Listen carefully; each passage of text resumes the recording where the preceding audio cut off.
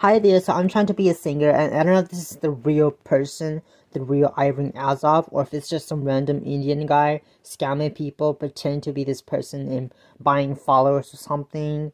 It's not even verified. Um, Jared Leto, he manages Jared Leto, and he also manages Christina Aguilera. I messaged him. It took him like, I don't know, a month to message me, and he was like, hello, who is this? I'm trying to be a singer. I gave him like my city, and he wants me to do a private audition, and then he wants to do like a physical audition, a mini physical, which I don't know if he's gonna, yeah, what he's happening.